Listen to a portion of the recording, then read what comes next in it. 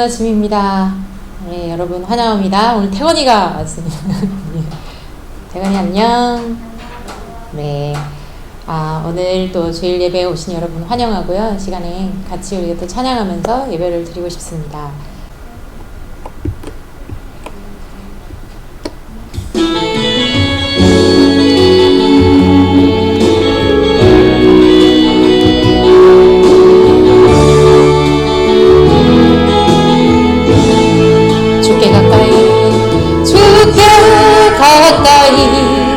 날 이끄소서. 간절히 주님만을 원합니다. 채워주소서. 주의 사랑을 진정한 찬양 드릴 수 있도록 다시 한번 주께 가까이 날 이끄소서. 간절히 주님만을 원합니다. 채워주소서. 주의 사랑을 진정한 찬양 드릴 수 있도록 목마르면 나의 영혼 주를 부르리. 나의 맘 만져 주소서. 주님만을 원합니다. 아멘. 더 원합니다. 나의 맘 만져 주소서. 다시 한번 주께 가까이 날 이끄소서. 간절히 주님만을 원합니다. 채워주소서. 주의 사랑을 진정한 찬양 드릴 수 있도록 다시 한번 주께 가까이 날 이끄소서. 간절히 주님만을 원합니다. 채워주소서. 주의 사랑을 진정한 찬양 드릴 수 있도록 아멘. 목마른 나의 영혼 주를 부르리. 나의 맘 만져 주소서. 주님만을 원합니다. 더 원합니다. 나의 맘 만져 주소. 다시 한번 찬양합니다. 주께 가까이 하나님을 우리 가까이 끌어주시옵소서. 하나님 마음 가까이 끌어주시옵소서. 아멘. 주님 원합니다. 채워주소서. 주의 사랑을 진정한 찬양 드릴 수 있도록 주께 가까이 날 이끄소서. 간절히 주님만을 원합니다. 채워주소서. 주의 사랑을 진정한 찬양 드릴 수 있도록 목마른 나의 영혼 주를 부르리. 나의 맘 만져 주소서.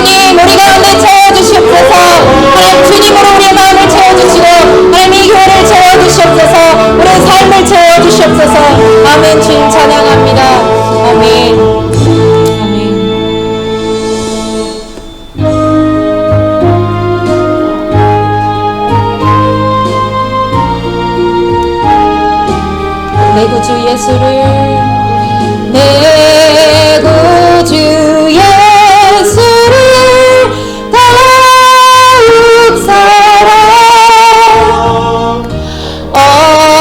엎드려 비는 말 들으소서 내 진정 소리 내 구주 예수를 더욱 사랑 더욱 사랑 이전의 세상 난 이전엔 세상 난 기뻤어도 지금 내 기쁨은 오직 예수 아멘 다만 내리는 날 내 구주 예수를 더욱 사랑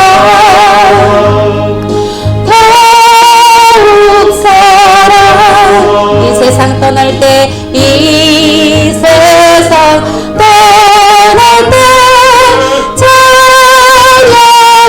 찬양하고 숨질 때 하는 말 이것을 세 다만 내리는 말 다만 내리는 말 내 구주 예수를 더욱 사랑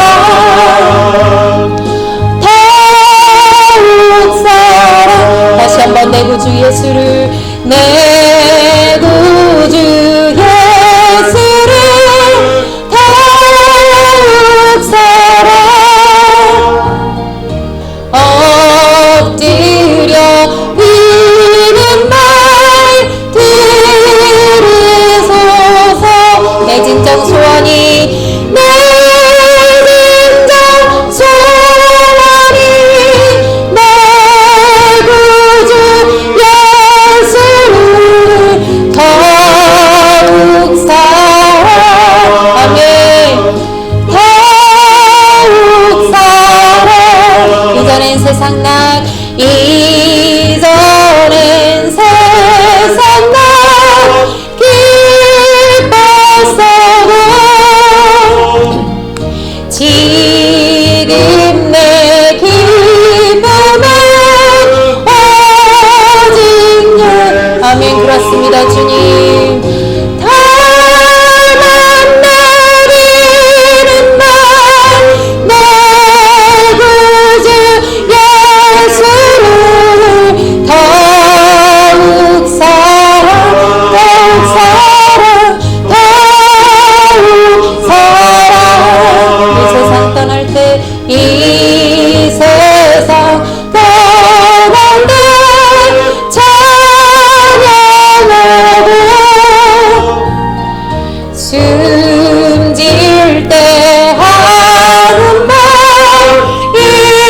이것을 써 다만 내리는 말 다만 내리는 말 내 구주 예수를 더욱 사랑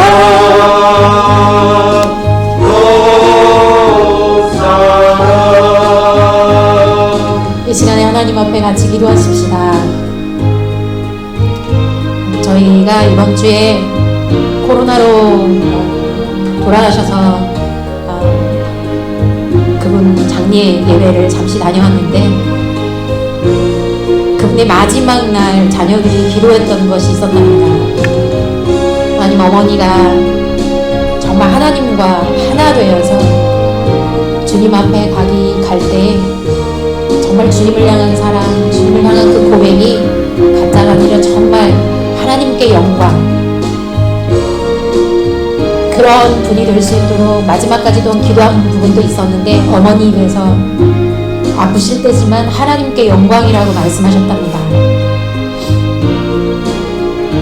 우리는 이 세상 떠날 때 그때 가서 하나님 앞에가 아니라 그분이 권사로서 충분히 하나님 앞에 믿음으로 사셨지만 마지막 죽음 앞에서도 두려운 마음이 있었고 또 준비되지 않은 마음이 있었음을, 그래서 하나님 앞에 회개하는 시간을 가지셨다고 합니다. 저희가 여기 사역자고 또 다직분이 있는 사람들인데, 그리고 우리가 그걸 떠나서 성도인 입장에서 마지막 우리의 비는말이 무엇일까? 하나님 앞에 두려움으로 하나님 나를 구원해 주십시오라고 기도할까요? 아니면 하나님 내가 이 시간까지 주님 사랑하게 해주셔서 감사합니다, 날마다 주님 매일매일 주님 알아가면서 사랑하게 해주셔서 감사합니다라고 고백할 수 있을까요? 제 마음 안에 오늘 설교 제목이 너의 처음 사랑을 회복하라인데, 오늘 목사님이 지난 며칠 전에 이 설교 제목을 말씀해 주셨을 때 제가 들었고도 까먹고 있었어요. 근데 아침에 주님이 말씀하시더라고요. 제가 선교사로 살아오고 사역자로 이렇게 살아온 지난 20몇 년 동안의 시간들 동안에 제가 처음 사랑을 저는 날마다 지금 주님보다 더 사랑한 줄 알았는데, 제 마음 안에 두려움이 있음을 발견했고, 제 마음 안에 제가 20대 때 정말 그 많은 핍박과 고난이 있음에도 결코 타협하지 않고 하나님만을 붙잡았던 그 가난한 마음, 그 마음을 제가 잃어버렸더라고요. 그것을 이 아침에 제가 설거지하면서 생각나게 하셨을 때 제가 목사님한테 그랬어요. 오늘 하나님이 우리 가운데 뭔가 말씀하실 것 같다. 내 마음에 이미 하나님이 성령으로 말미암아 설교 제목하고 똑같이 제 마음에 이미 준비시키시는 것을 보면서, 아, 오늘 하나님 앞에 내 마음의 귀를 쫑긋해서 하나님 앞에 들어야 되겠다. 왜냐하면 주님이 오늘 꼭 하실 말씀이 있으시겠구나. 제 마음 안에 정말 이전에 그 20대 때 제가 가졌던 그 마음을 회복하고 싶습니다. 직장에서 어떤 핍박이 와도 제 목을 졸라서 정말 아프고 강제로 저에게 술을 넣으려고 했었던 그 모든 상황 안에 제가 핍박, 어떠한 고난이 있어도 제가 타협하지 않고 하나님만을 붙잡았던, 하나님을 영화롭게 하고 하나님만을 정말 높여드리기 원했던 그 제 마음 안의 믿음을 하나님 이 아침에 회복시켜 주시옵소서. 하나님 아버지, 이 시간에 저희의 믿음을 회복시켜 주시옵소서. 이렇게 같이 하나님 앞에 기도하며 나아가십시다. 저의 첫사랑을 회복시켜 주시옵소서. 하나님 우리를 만나 주시옵소서. 우리 예배를 받아 주시옵소서. 시간에 통성으로 같이 기도합니다. 하나님 아버지 감사합니다. 아버지, 이 아침에도 우리 얼마만큼 부족하고 얼마만큼 연약한지 주님 아시지 않습니까? 그럼에도 불구하고 정말 주님, 우리는 잘 참지 못하는데 너무 오래 참으시고 아버지의 그 인자한 사랑으로 이곳까지, 아버지의 정말 그렇게 독수리가 그 새끼 독수리를 등에 업고 그렇게 날라와서 그렇게 먹이고 입히고 주님 경험케 하셨던 것처럼 우리를 지금까지 인도하셨습니다. 하나님 아버지, 그 아버지의 사랑으로 인해서 감사하고, 하나님 우리를 지금까지 모든 걸 책임져 주셨는데 우리의 눈이 멀고 우리의 귀가 멀어서 때로는 그 사랑의 음성도 듣지 못했습니다.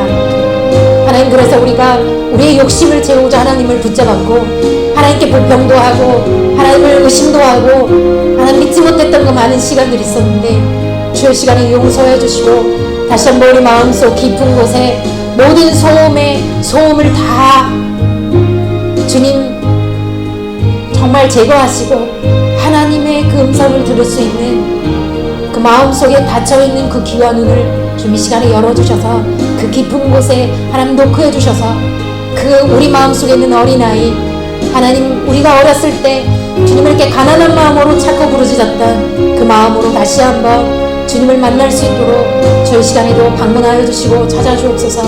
모든 시간을 주님 앞에 올려드립니다. 주님, 우리가 아무리 뿌리고 아무리 물을 주고 서로 간에 하는 노력해도, 우리가 믿음으로 살려고 노력해도 스스로 자라나가는 것이 아니라 하나님의 사랑으로 말씀으로 자라갑니다. 성령 하나님, 이 시간도 우리 가운데 역사하여 주옵소서. 하나님, 그리함으로 하나님과의 깊은 교제 가운데 나가게 하시고 하나님이 영화롭게 되는 하나님 예배 시간이 될 수 있도록 역사하여 주옵소서. 오늘 시간을 주께 감사드리고 맡겨드리며 예수 그리스도의 이름으로 기도합니다. 오늘 주님께서 주시는 말씀은 요한계시록 2장입니다. 신약성경 400쪽 요한계시록 2장 1절로 7절 우리 서로 한 절씩 교도하도록 하시겠습니다. 에베소 교회 사자에게 편지하라. 오른손에 있는 7뼈를 붙잡고 7 금촛대 사이를 거니시는 이가 이르시되 내가 내 은혜와 수고와 내 은혜를 알고 또 악한 자들을 용납하지 아니한 것과 자칭 사도라 하되 아닌 자들을 시험하여 그의 거짓된 것을 내가 드러낸 것과 또 내가 참고 내 이름을 위하여 견디고 게으르지 아니한 것을 아노라. 그러나 너를 책망할 것이 있나니 너희의 처음 사랑을 버렸느니라. 그러므로 어디서 떨어졌는지를 생각하고 회개하여 처음 행위를 가져라. 만일 그리하지 아니하고 회개하지 아니하면 내가 네게 가서 내 촛대를 그 자리에서 옮기리라. 오직 내게 이것이 있으니 내가 내 곤란하게 은혜를 미워하는거라. 나도 이것을 미워하노라. 다 함께요. 귀 있는 자는 성령이 교회들에게 하시는 말씀을 들을지어다. 이제는 그에게는 내가 하나님이 낙원에 있는 생명나무의 열매를 주어 먹게 하리라. 아멘. 할렐루야. 오늘 또 반갑게 우리 어린 성도분 출석하셨습니다. 태권이 환영합니다. 함께 우리 먼저 기도하시겠습니다. 아버지 하나님 참 좋으신 주일, 아버지 하나님께서 이렇게 친히 저희에게 말씀의 은혜를 베풀어 주시기 위해서 은혜의 상을 베풀어 주시니 아버지 하나님의 은혜의 강이 흘러 넘치는 예배가 되게 하여 주시옵소서. 온전히 주께로 주의 품 안에 들어가길 원하는 모든 백성에게 주의 복이 임하게 하여 주시옵을 감사드리며 거룩하신 주 예수 그리스도 이름으로 기도합니다. 아멘. 할렐루야.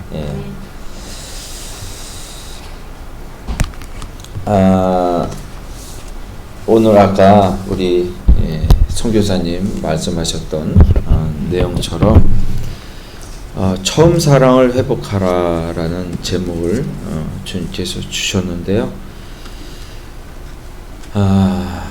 우리 교회가 과연 해야 될 것이 무엇인가라는 기도 중에 주님께서 주신 말씀인데, 우리가 항상 지금에 있는 자리 그것보다 더욱더 주님께 나아가기 위해서 우리가 해야 될 것이 무엇인가를 생각할 때 사실은 지금 이렇게 정제되고 만들어지고 갖추어진 우리의 행실과 우리의 마음보다는 맨 처음에 믿었던 아무것도 모르지만 주님 오직 그 사랑하고 사모하는 그 마음을 드렸을 때 그때 기억을 하면 그때만큼의 반도 못 찾아가는 거예요. 정말 하나님께 주신 첫사랑을 우리가 알기 위해서 정말 많은 회복이 있어야 될 줄 믿습니다. 마찬가지로 오늘 요한계시록에 주시는 말씀 중에서 7 교회에게 주시는 말씀이 있어요. 그 첫 번째로 에베소에게 에베소서 편지를 보내고 또 에베소에게 보내는 하나님 말씀이 있어요. 이 에베소라는 교회는 아시다시피 우리 사도 바울께서 전도 여행을 하셨을 때 제 3차 여행 때 교회가 세워진 것이에요. 근데 그 에베소라는 지역 중에서도 지금으로 말하면 이것이 이제 터키 지역죠. 그리고 이제 그리스와 또 이탈리아, 또 우리가 봤을 때 유럽 이쪽에 봤을 때는 서유럽, 동유럽 하잖아요. 동유럽 쪽에 가까워요. 그쪽에서 이쪽 아시아 쪽, 그러니까 이스라엘 백성들이 위로 올라가서 복음을 전했는데, 그 에베소라는 데는 로마 제국에 있어서도 가장 성대한 도시예요. 로마라는 제국이 지금에 비유하면 뭐 미국과도 같겠죠. 근데 그 로마 제국 중에서 가장 화려하고 번성되었던 데가 에베소라는 곳이에요. 거기에는 아데미라는 신전이 세워져 있었어요. 아데미. 그래서 아데미를 조각 신상으로 파는 업자들이 사도 바울이 복음을 전하자 귀신이 그것을 다시 말하면 사도 바울께 굽신거리다 보니까 이 신상을 만드는 업자들이 제대로 된 우상 숭배를 할 수 없었어요. 그 정도로 사도 바울의 막강한 복음 전함이 에베소에 널리 퍼졌던 거예요. 미국 같은 데서는 가장 화려한 도시 하면 어디를 쳐요? 뉴욕이잖아요. 뉴욕에 있는 상징물이 뭐예요? 자유의 신상. 똑같아요. 그것이 바로 아데미예요. 하나님으로부터 자유하다라는 뜻이에요. 사실은 우리의 그리스도의 눈으로 봤을 때는 그것은 하나의 우상이에요. 마찬가지로 에베소에도 아데미 신전이 세워져 있어요. 거기서는 모든 악행들, 쉽게 말하면 모든 세상의 종교 철학들이 에베소로 들어와 있어요. 그럼에도 불구하고 모든 종교 철학들은 아데미에게 절하지 아니하면 안 되는 거예요. 그 정도로 세상에 있어서 우상이 집권하는 도시였던 거죠. 그런 화려한 에베소에 바울이 복음을 전합니다. 그래서 우리가 귀중한 에베소서를 읽게 되잖아요. 그죠? 에베소서 읽으면 은혜가 넘칠 수밖에 없죠. 그죠? 우리의 그 영적인 회복을 위해서는 에베소서를 자주 읽어야 돼요. 그래서 그만큼 많이 하나님께서 은혜를 주신 것이고 그 교회에 하나님께서 요한을 보내서 말씀하게 하십니다. 그래서 첫 번째 이제 우리가 구절을 한번 읽어보면 이렇게 되어 있죠. 에베소 교회의 사제에게 편지하라. 오른손에 있는 7뼈를 붙잡고 7근 촛대 사이를 거느시는 이가 이르시되 하나님을 말씀하시는 거죠. 이것은 이 계시록 1장 20절에 나와 있어요. 7별과 7 비밀들 근초대 한번 읽어보죠. 내가 본 것은 내 오른손에 7별의 비밀과 또 7 금초대라. 7별은 7 교회의 사자요 7 촛대는 7 교회니라. 그렇습니다. 촛대라는 것은 교회고 별은 그 교회에 보낸 선지자를 말하는 거예요. 지금으로 말하면 목회자겠죠. 하나님께서 요한계시록을 요한을 통해서 기록하라고 명하셨을 때 요한계시록의 전체 구성을 보면은 교회에게 전반부에는 교회에게 보내는 말씀이에요. 그 다음은 이제 7 대접 7별 이래 가지고 세상에 관한 거예요. 그 다음에 나타나는 게 뭐냐면 우상에 가정한 거다. 바벨론에 대해서 세상에 관해서 말하는. 그 마지막에 가면 또 하나님께서 주신 게 교회에 대해서 말씀하시는 거예요. 그래서 요한계시록 큰 구성을 나눌 것 같으면 세상과 교회에 대해서 말씀하고 계세요. 우리가 흔히 말하면 예언서라고 하지만 실질적으로 우리가 이 세상 속에서 교회에게 어떤 말씀을 던지시고 또 우리의 이 세상이 어떻게 되어져 있는가를 분별할 수가 있어요. 그래서 요한계시록을 통해서 우리가 다시 한번 은혜를 나눈 이유이기도 하죠. 더군다나 이 이야기에 대해서 어떻게 하느냐. 요한 1서 4장 1절을 한번 읽어볼게요. 시작. 사랑하는 자들아 영을 다 믿지 말고 오직 영들이 하나님께 속하였나 분별하라. 많은 거짓 선지자가 세상에 나왔습니다. 만약 하나님께서 이렇게 7 촛대와 7 별에 대해서 말씀하지 않으시면 어떻게 되느냐면 내가 7 별이다. 내가 7 별 중에 하나다. 하다못해 나중에 요한계시록 21장 보면 이기는 자에 대해서 이야기가 돼요. 이기는 자는 어디에서 얘기해요? 신천지에서 얘기하잖아요. 이단들이 판치는 거예요. 그러니까 내가 자칭 사도라 선지자라 하는 이 세상에 있는 교회들이 많이 있다는 거예요. 그러니까 우리는 그들을 이단이라고 정죄를 하지만 세상 사람들은 똑같이 교회로 보는 거예요. 똑같은 무리들이다. 그 밥의 그 나물이다. 이렇게 생각하는 거예요. 그렇게 생각한다면 우리는 과연 어떻게 그들을 대할까라는 게 답이 나오는 거예요. 그러기 위해서는 우리가 더 그들을 위해서 기도하고 또 그들을 또 그러한 이단의 사설에 놀아나지 않도록 끌어내는 것이 중요한 것입니다. 예. 또한 거짓 영들이 있고 고린도후서를 한번 읽어볼게요. 시작. 그런 사람들은 거짓 사도요 속이는 일꾼이 자기를 그리스도의 사도로 가장하는 자들이다. 이렇게 이야기한다는 거예요. 우리가 성경을 읽을 때 있는 그대로 하나님의 말씀대로 이해를 하고 우리가 그것을 받아들여야 된다는 거예요. 그것을 조금 더 비꼬아가지고 다른 말로 하게 되면 그것은 정말 이단인 거예요. 왜 그러냐면 이 에베소 교회에서 온 세상의 철학과 지식과 종교들이 다 집합되어 있어요. 그것은 고린도도 마찬가지였어요. 그리스에 있는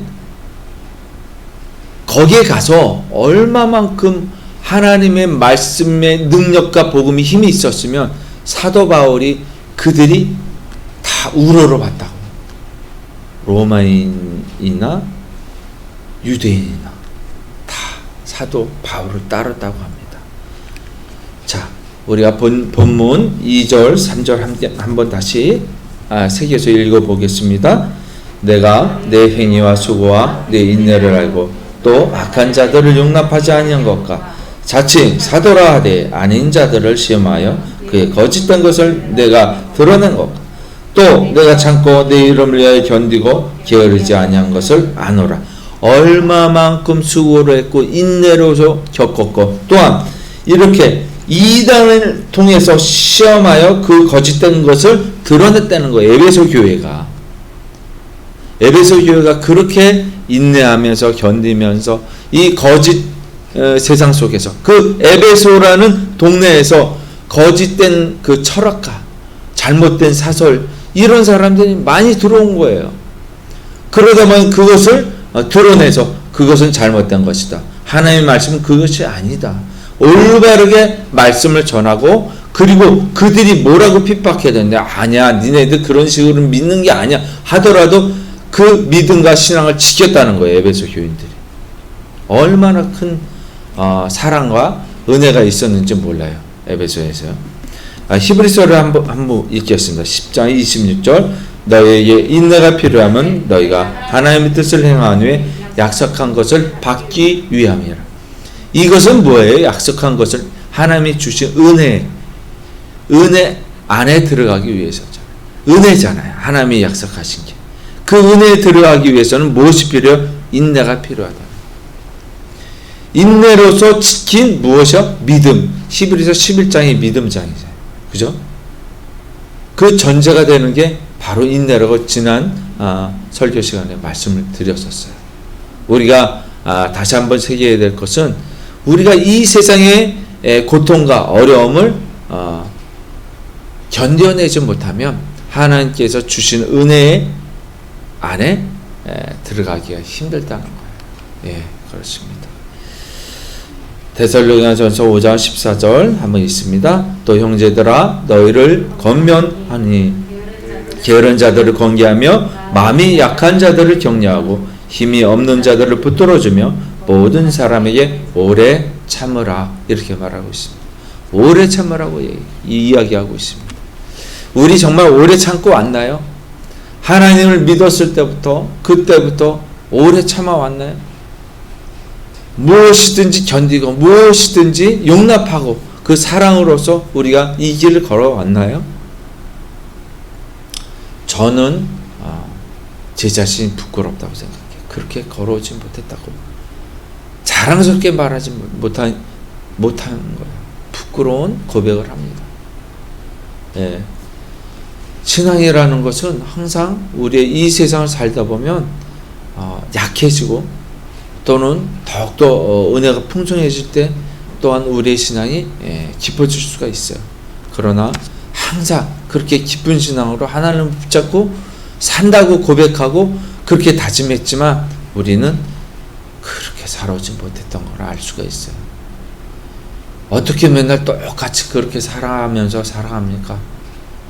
어렵죠. 쉽지 않죠. 그러나 하나님께서 그것을 원하시고 있는 거예요. 근데 그것이 왜 잘못됐냐면 하나님을 향한 사랑이 우리의 힘으로 사랑을 하는 줄 알고 우리가 착각하는 거예요. 하나님은 언제나 우리에게 먼저 주시고 계신데 우리가 그거를 느끼지 못한 거예요. 그렇기 때문에 그렇게 살아오지 못한 거예요. 그러니까 하나님의 사랑을 느끼기 위해서는 어떻게 해요? 그분을 생각할 수밖에 없는 거예요. 그래서 우리의 주위의 상황과 일들을 세밀하게 구별해 보는 거예요. 아, 내가 이것을 했느냐? 하나님께 고백을 했느냐? 하나님의 사랑을 느꼈느냐? 이거를 점검을 해봐야 되는 거예요. 그런 시간을 갖지 못하면 무뎌지는 거예요. 칼날이 묻어지는 것이 뭐냐면 갈지를 않기 때문에. 하나님의 은혜가 없다. 처음에 신앙생활할 때 하나님의 은혜가 너무 넘치고 풍성했는데 지금은 뜨문뜨문 주신다. 은혜가 덜하다. 이렇게 얘기하는 하다못해 사역자도 있어요. 잘못된 거예요. 왜? 하나님의 사랑은 우리와 같잖아요. 똑같으세요. 언제나 우리를 위해서 몸을 버리실 준비가 되신 분이세요. 그렇기 때문에 십자가에서 돌아가셨단 말이죠. 근데 우리는 그거를 받아들이지 못하는 거예요. 왜? 구하지 않기 때문에. 한번 손에 더러운 것을 묻히면 더러워졌다는 걸 알고 손을 씻습니다. 근데 두 번, 세 번 다른 손에도 옷에도 튀고 발에도 튀면 그때는 대충 씻기 시작해요. 또 더러워질 텐데. 그렇기 때문에 우리의 칼날이 무뎌지는 거예요. 너무 안타까운 거죠. 그래서 이러한 게으르고 인내하지 못한 것들에 대한 경계를 하나님이 하십니다. 조금 더 견디면 우리의 급한 성격에 불을 끄시고 하나님의 은혜가 임한다는 거예요. 예. 그죠? 우리가 무엇이 급했습니까? 기도했으면 당장 받은 줄로 믿어라 했으니까 지금 당장 뿅 굽나라 뚝딱 주세요. 이거잖아요. 근데 사실 알고 보면 하나님께서 기뻐하라, 감사하라, 쉬지 말고 기도하라. 이게 뭐냐면 하나님이 너에게 다른 것으로 보상해 주시는 물질로 보상해 주신다. 이게 아니라 하나님이 우리에게 향하신 뜻이라고 말씀하시는 거예요. 사실 이 뜻을 알면 기쁨 그 자체가 선물이에요. 선물. 이 기쁨으로 인해서 어떤 행복한 다른 일들이 또 펼쳐질지 몰라요. 근데 우리는 그 보여지는 물질을 향해서 하나님께 간구하다 보니까 못 보는 거예요. 정말 귀하게 주신 그 복을 모르는 거예요. 일본의 동화 중에서 미르치루와 제가 잘 기억을 못하네. 파랑새라는 그 동화가 있어요. 그 파랑새라는 새가 보물인데 그 새를 찾아서 돌아다녀요. 집을 나섭니다. 한참 돌아다니고 무슨 여정을 겪다가 결국은 파랑새를 못 잡고 집에 들어왔는데 집에 파랑새가 있는 거예요. 못 봤던 거예요. 예전에는 뽀송뽀송 털났던 새가 파랗게 변해져 있는 파랑새를 보는 거예요. 결국 행복이라는 건 멀리 있는 것이 아니라 우리 안에 있다는 거, 가까이 있다는 거. 우리가 그것을 찾지 못했던 거죠. 자, 또 한번 우리가 4절 읽어볼게요. 시작. 그러나 너를 책망할 것이 있나니 너의 처음 사랑을 버렸느니. 무엇을 버렸다고 말씀해요? 처음 사랑을 버렸다. 처음 사랑. 그렇습니다. 어제 이 말씀에 대해서 묵상을 하는데 가슴이 막 떨리는 거예요. 낙심도 되는 거예요. 내가 그랬구나. 내가 그랬구나. 정말 하나님의 사랑을 내가 버리고 말았네.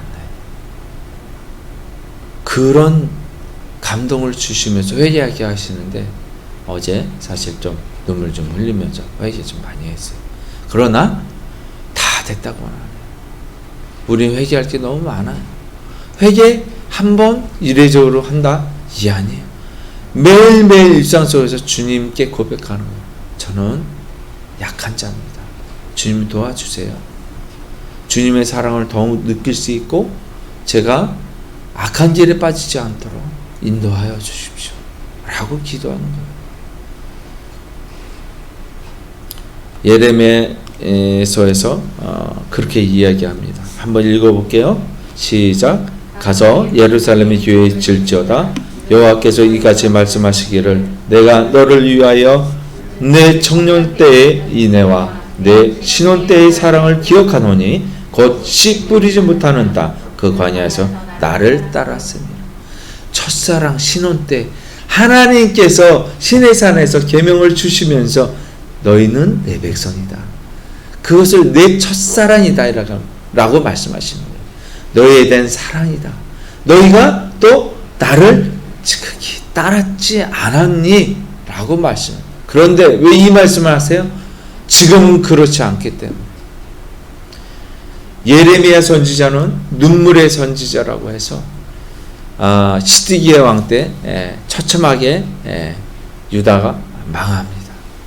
그래서 이제 포로로 끌려갈 때까지 이 예레미야 선지자가 활동을 하는데 이때 아마 쓰여졌던 게 예레미야서예요. 그런데 예레미야 선지자가 그러한 이스라엘에게 말하는, 울면서 말하는, 너네들이 그렇게 하나님의 사랑을 왜 잊어버렸니? 하나님께서 이렇게 말씀하셨어. 하나님의 그 애절한 사랑을 왜 잊어버리니? 얼마나 너희를 사랑했는지 아니? 이스라엘 백성이 말합니다. 그런데 이스라엘 백성 어때요? 7절. 내가 너희를 기름진 땅에 인도하여 그것을 열며 그것을 아름다운 것을 먹게 하였거늘 너희가 이리로 들어와서는 내 땅을 더럽히고 내 기업을 역겨운 곳으로 만들었으며. 자, 그 광야에서 그 백성을 사랑해서 하나님께서 인도하여 가나안 땅을 드렸더니만 너네가 어떻게 하였다? 역겨운 것으로 만들었다. 우상에 가증한 것들을 섬기면서 역겨운 것으로 만들어 버리지 않아. 이것이 뭐예요? 우리가 처음에 하나님과 언약을 맺고 주님의 사랑을 느껴서 교회에 나오고 그 사랑의 마음에 감동을 잊지 못해서 찬양을 했는데 지금은 어떻게 했어요? 지금은 어떤가 하는 거. 우리의 믿음이 어떻게 변했는가. 회복하시길 바랍니다. 저도 회복되길 원합니다.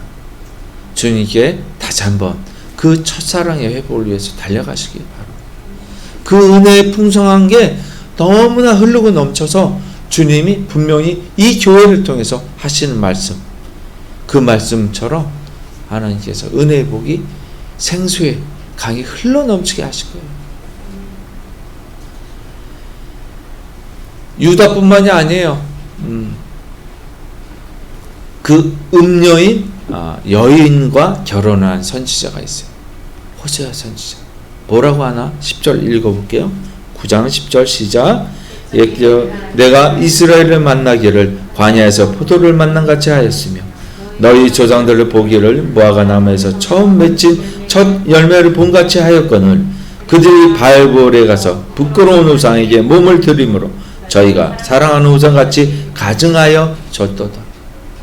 호세아 선지자는 너무나 잘 아는 거예요. 북이스라엘이 가장 왕성한 시기, 북이스라엘이 가장 번창했던 시기에 활동했던 선지자예요. 그런데 그 시기에 이렇게 이야기하는 거예요. 지금 에베소에게 던지는 말씀하고 똑같은 거예요. 이렇게 번창한 시기에 너희들이 무엇을 하느냐? 우상에 가장한 것들을 섬기고 있지 않느냐 라고 말합니다. 우리가 하나님을 만나서 복된 복을 얻었다, 과거의 간증거리만 이야기할 게 아니라 지금 어떠냐 이거. 과거에는 이렇게 해서 하나님께 복 주셨, 지금은 얼만큼 복을 주고 계시느냐. 지금 복을 주시는데 하나님을 찬양하고 있는 내가 복 받은 거예요. 하나님의 말씀을 듣는 내가, 감사함으로 듣는 내가 복 받은 거예요. 이 마음이 있으면 하나님께 내가 너에게 꼬리가 되지 아니하고 머리가 되게 할 줄, 너의 떡반죽 그릇이 넘친다는 거예요. 빈 그릇이 되지 않게 하나님께서 복을 주신다는 거예요. 그러니까 당장에 그런 복 주세요 이게 아니라 기뻐하세요. 하나님의 말씀을 즐기세요. 이것저런 큰 복이 없는 거예요. 우리가 이 세상에서 어두운 세상 속에 있을 때는 눈이 감겨서 구렁텅이에도 빠지고 이리 닥치고 저리 채이고 했지만 지금은 주님께서 눈을 밝게 해주셨잖아요. 이제 그들에게 속지 아니하고, 그리고 주님의 말씀을 묵상하며 교회에 나온다는 것 그 자체가 큰 복이에요. 하나님의 말씀을 사모해서 이렇게 하나님 장막 안에 거한다는 게 복이에요. 어느 누가 우리를 칠 수가 있어요? 사단이 침범하지 못해요. 자, 그래서 계시록 본문의 5절 6절 한번 또 읽어볼게요. 읽습니다. 그러므로 어디서 떨어졌는지를 생각하고 회개하여 처음 행위를 가져라. 만일 그리하지 아니하고 회개하지 아니하면 내가 네게 가서 네 촛대를 그 자리에서 옮기리라. 오직 내게 있는 이것이 있으니 내가 니골라 당의 행위를 미워하는도다. 나도 이것을 미워하노라. 여기서 해야 될 게 뭐냐면 우리가 회개해야 될 것, 우리가 왜 이렇게 되었는지, 잘못된 이제 대면대면한 예배, 또 씀씀한 헌신, 정성껏 드리지 못하는 마음, 온전히 드리지 못하는 이 마음이 되었다는 것은 무엇이 어떻게 잘못됐는지 다시 한번 점검하라는 거예요. 그러면서 이렇게 이야기합니다. 에베소의 교회에게 니골라 당의 행위를 미워한다. 너희에게 있는 것이, 그래도 너희에게 있는 게 뭐냐? 니골라 당의 행위를 미워한다라고 이야기합니다. 그것이 내게도 있다. 그건 니골라 당이 잘못된 거다. 왜? 니골라라는 사람은 7 집사 중에 한 사람이에요. 그런데 이 사람이 쓰여진 건 아니라고 이야기하고 있어요.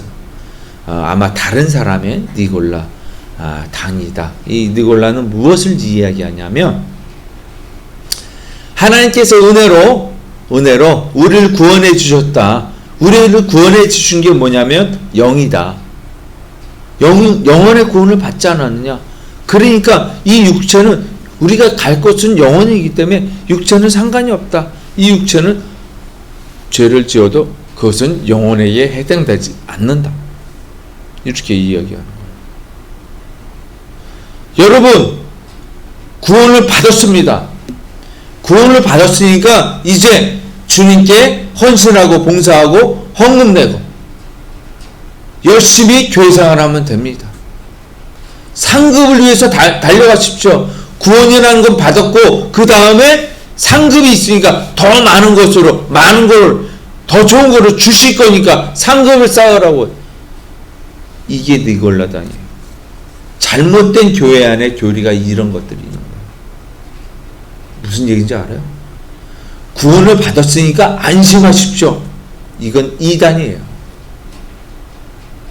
우리는 구원을 받으러 달려가는 중에 있다고 사도 바울은 분명히 이야기하고 있습니다. 왜냐하면 율법은 폐하여졌기 때문에. 니골라당이 그거예요. 율법은, 하나님의 법은, 구약은 이제 소용없어. 은혜로 받았으니까 은혜로 나아가면 됩니다. 패하여진 게 아니라 율법이 완성되어진 은혜예요. 은혜가 있다는 건 뭐예요? 하나님을 사랑하기 때문에 하나님의 형상을 닮아가는 거예요. 하나님의 형상을 닮아간다는 게 뭐냐면 하나님의 법을 즐거워하는 거예요. 율법을 즐거워하여 묵상하고 내가 주를 따르는 것이에요. 우리가 이전에는 율법, 그러니까 처음에는 주님의 은혜에 의해서 우리가 받았어요. 구원을 받았어요. 할렐루야. 예, 그래서 갈라디아 교인에게 또 얘기해요. 은혜를 받았는데 조용히 이단이 들어와서 아니야. 율법도 믿어야 돼. 근데 그때 율법이라는 것은 무엇을 얘기하냐면 겉으로 드러나는 것들이에요. 할례를 받아라. 그래야 구원이 완벽해진다. 너네가 유대인이 아니겠지만 하나님의 법은 이미 할례를 통해서 구원의 약속을 주다. 그것은 예표인 거예요. 할례는 세례를 이야기하는 거예요. 마음의 할례를 받으라고 그랬잖아요. 그래서 갈라디아 교인에게 사도 바울이 어리석도다 갈라디아 교인들아 이렇게 얘기해요. 그래서 율법의 행위로냐 너네가 하나님의 믿음으로 받아서 구원을 받았느냐, 그 은혜로서 십자가의 구원을 받았느냐, 아니면 너네가 율법의 행위로서 받았느냐, 이 바보 같은 것들아 이렇게 얘기하는 거예요. 근데 제 말이 뭔가 어폐가 있지 않아요? 조금 전에 니골라 땅 율법을 쫓아간다고 그랬는데 그것을 폐하여졌는데, 그죠? 분명히 이해해야 될 게 뭐냐면 오늘날 은혜의 시대 안에 구약의 율법을 먼저 은혜보다 앞장서는 거예요.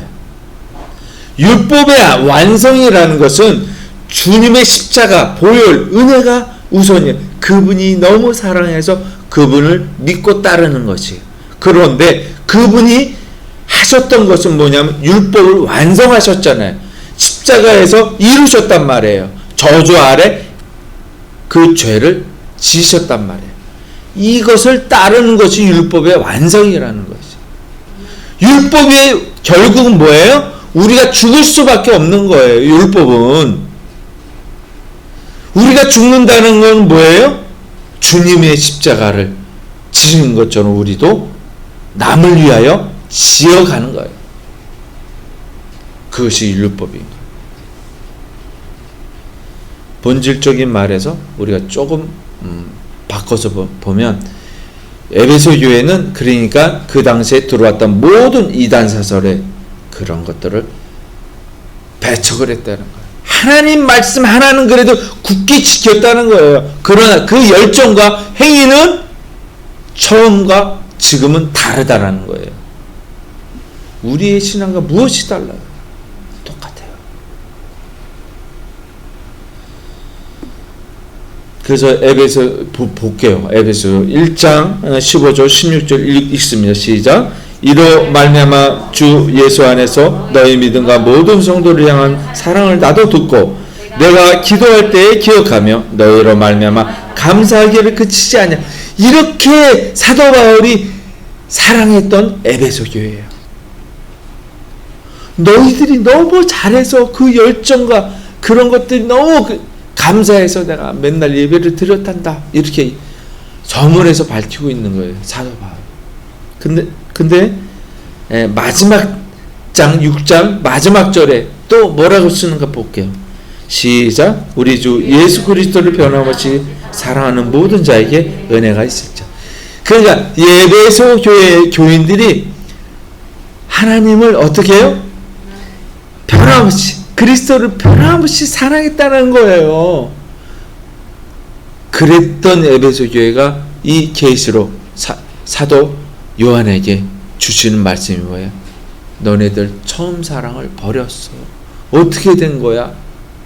불과 30년밖에 안 지났어요.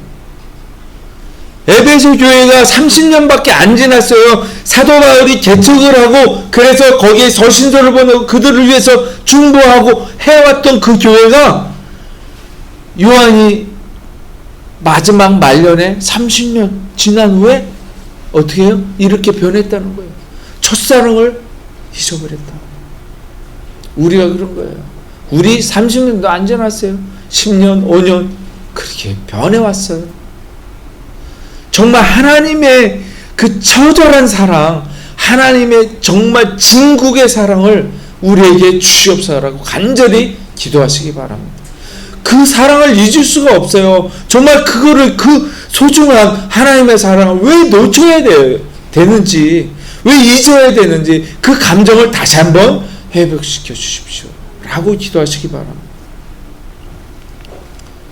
갈라디아 교인에게 또 던지는 3장 3절의 말씀이에요. 시작. 너희가 이같이 어리석으냐? 성령으로 시작하였다가 이제는 육체로 마치겠느냐? 그래서 그렇게 이야기하는 거예요. 갈라디아 교인들에게도 성령으로 시작했다가 이제 육체로 마칠래?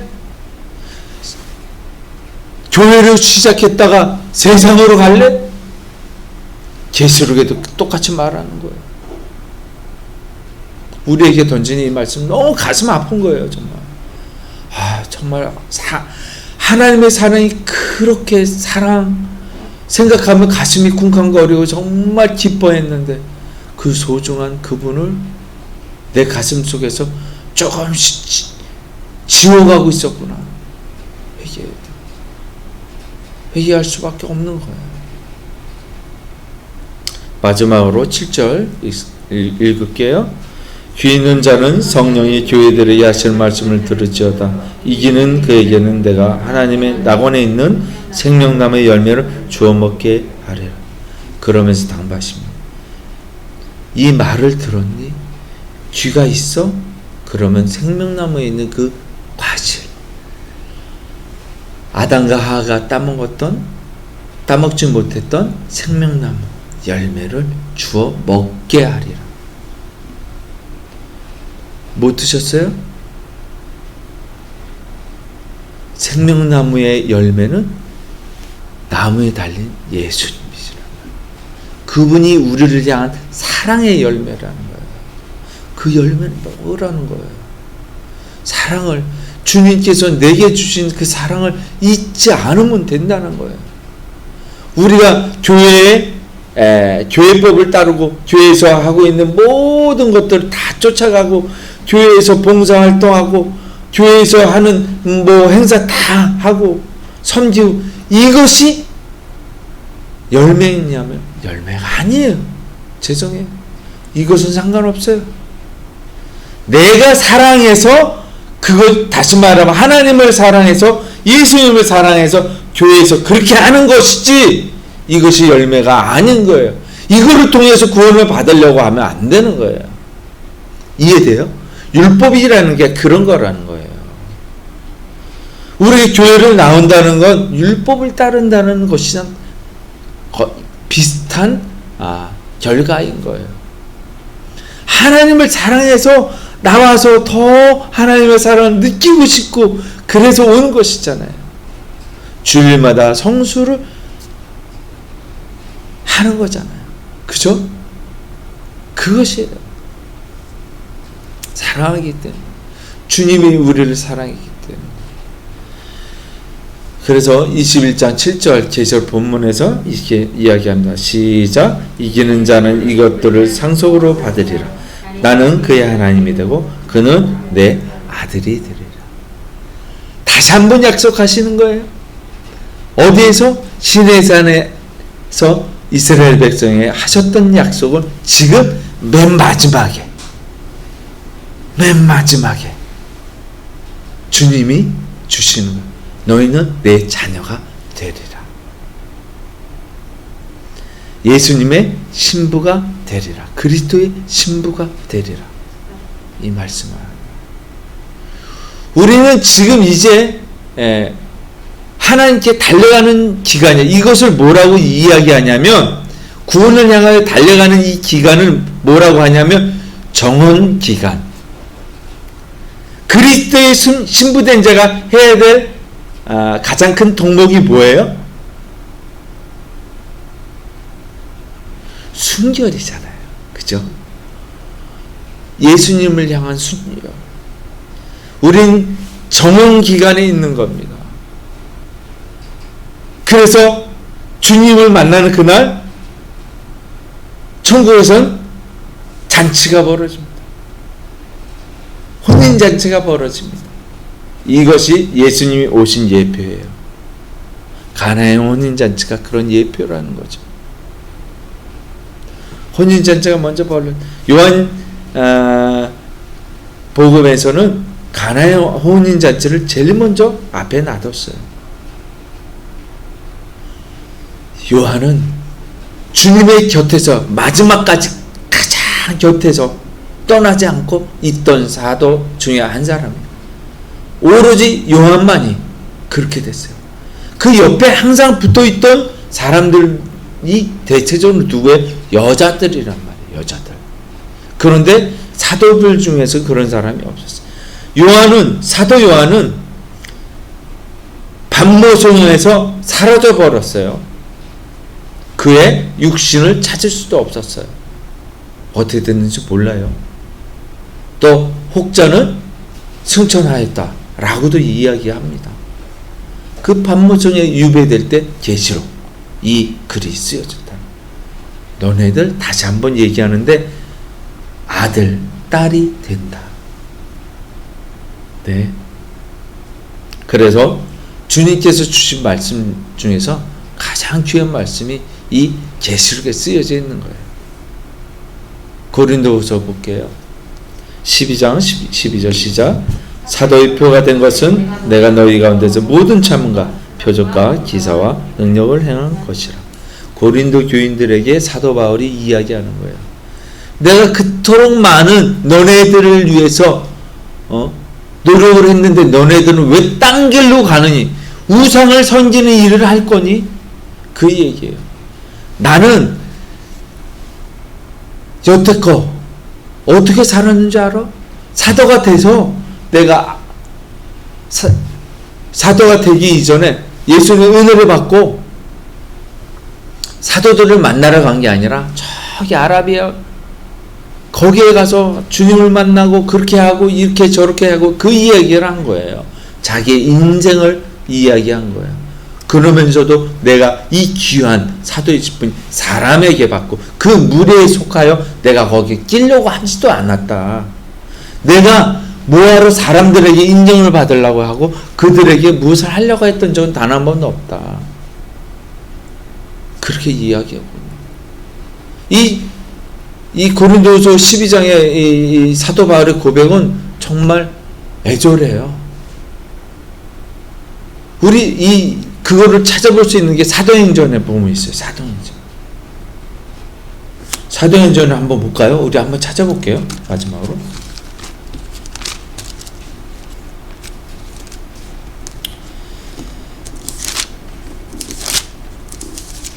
(19장) 중반절에 볼게요.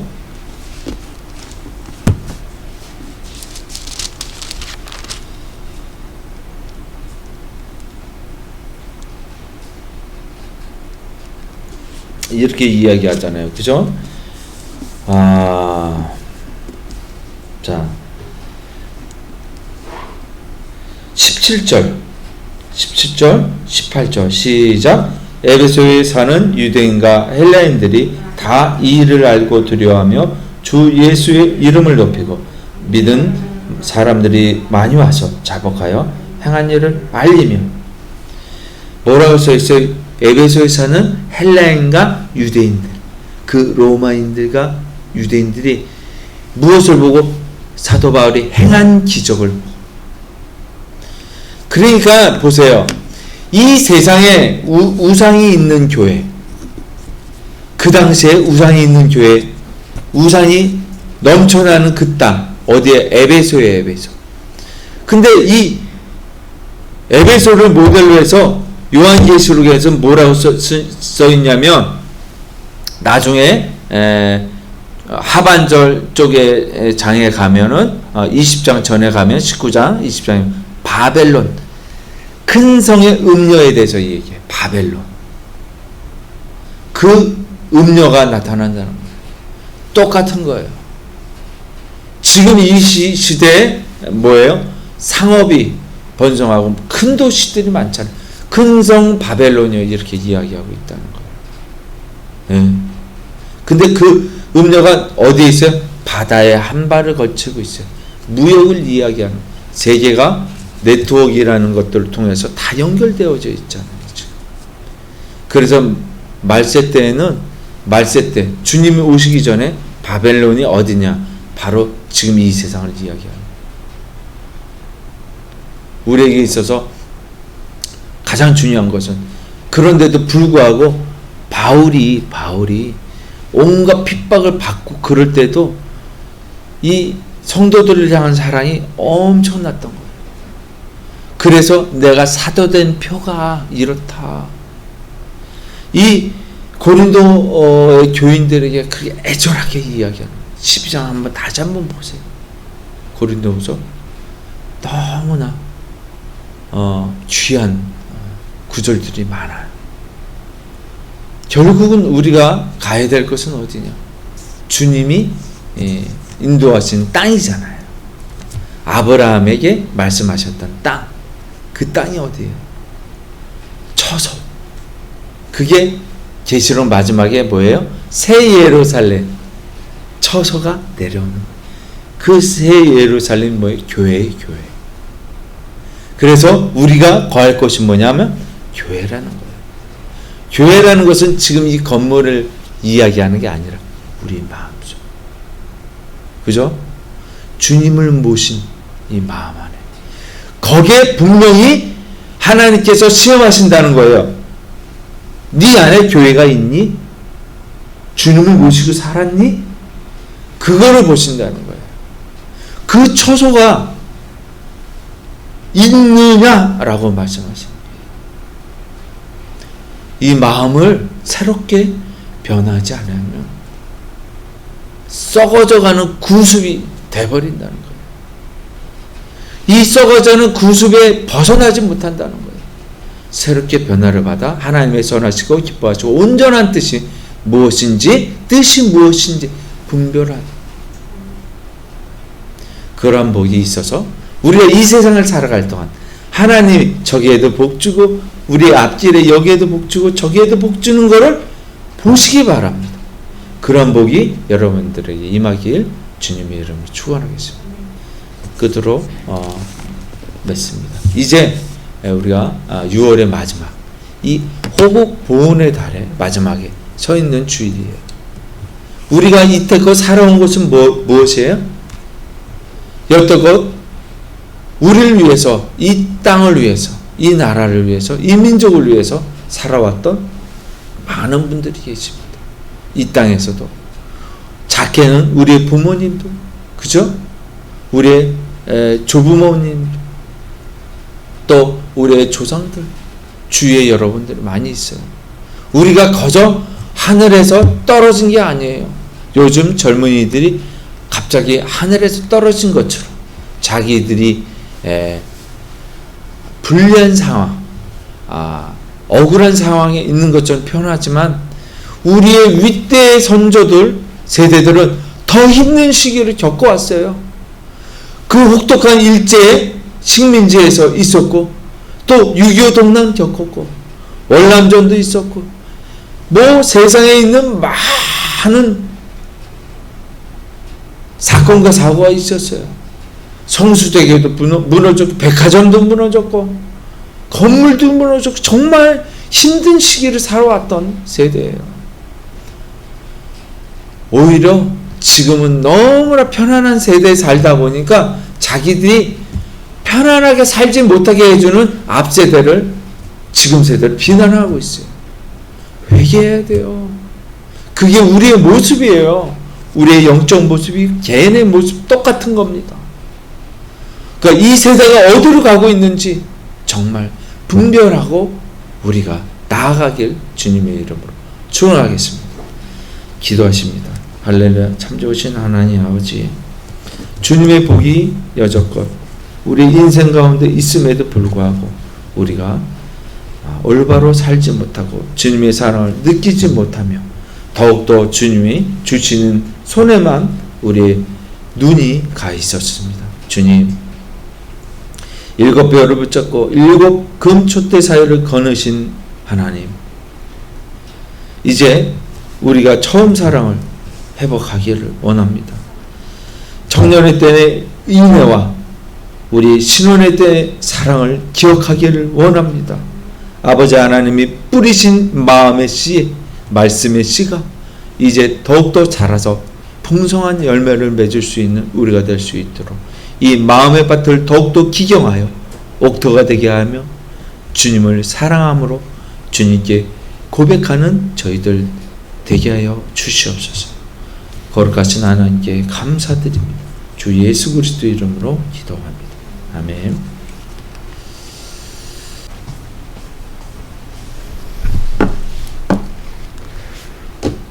영광과 찬양을 받으시기에 합당하신 하나님 아버지, 오늘 주일을 맞이해서 예배와 찬송과 또 말씀을 듣게 해주심을 감사드립니다.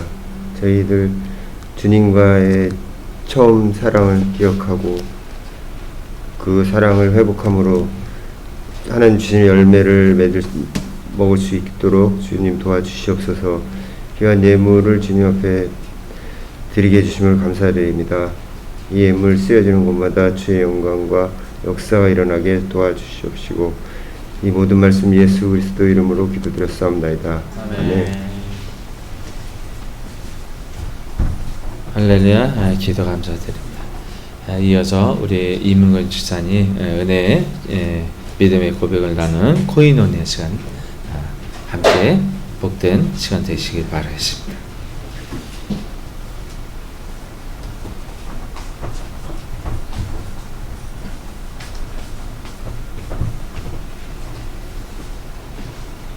제가 요즘 깨닫고 있는 게 있는데 하나님에 대해서 제가 요즘 깨달아가고 있는 것 같아요. 제가 지금까지 신앙생활을 하면서 제가 알고 있던 하나님은 그냥 머리로만 알고 있었더라고요. 하나님은. 그리고 세상적인 기준을 삼아서 거기에 제 스스로가 그냥 하나님을 제 스스로가 판단하고 하나님 이런 분이야.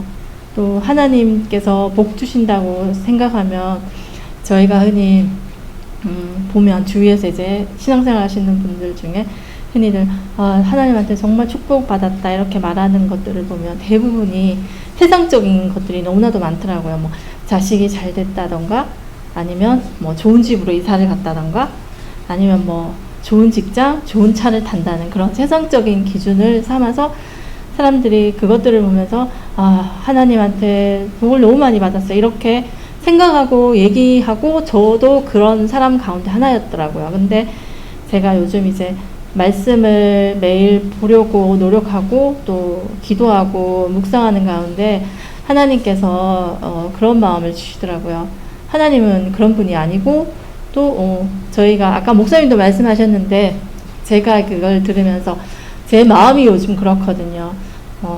하나님한테 저희가 그리스도인들이 정말로 복 받았다고 얘기하는 건 가장 큰 복은 하나님을 제대로 아는 거, 머리로만 아는 하나님이 아니라 제가 요즘 정말 제 온 마음으로 하나님의 그 사랑을 느끼고 경험하고 있는 중이거든요.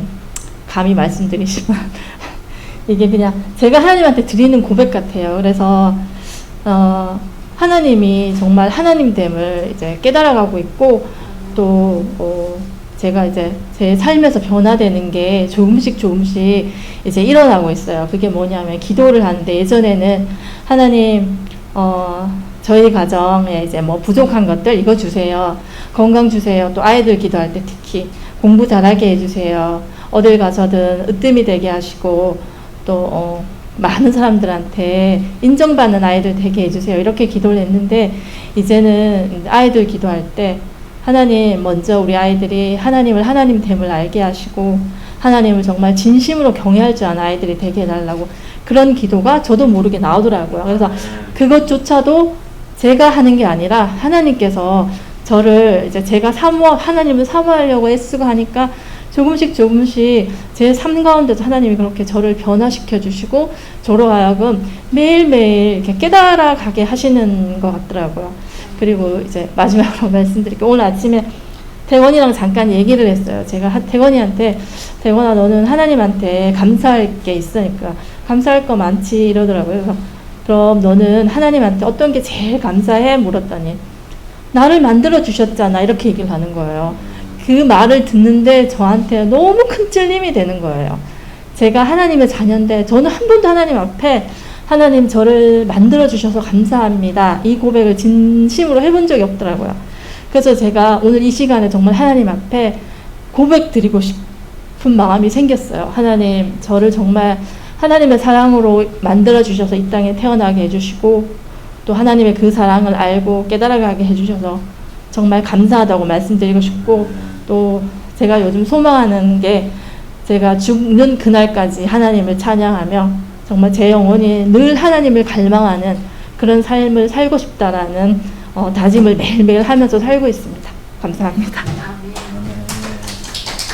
지금은 우리 주 예수 그리스도의 은혜와 하나님의 지극하시고 무한하신 사랑과 성령님의 감동 감화 교통 내주하심이 지금 이제 첫사랑을 회복하기를 원하는 모든 백성들의 머리 위에와 또 그들의 가정과 그들의 직장과 그들이 다니는 걸음걸음마다, 그리고 북한 지하에서 고생당하고 핍박받는 우리 민족 북녘 동포와 이 세상에 복음을 따르고 주의 말씀을 전하는 주의 모든 종들 머리 위에와 모든 교회의 머리 위에요 이제부터 영원까지 함께 있을지어다.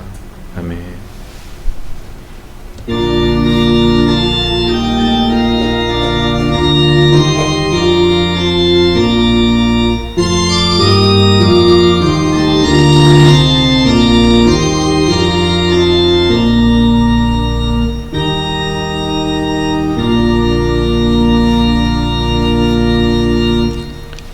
할렐루야.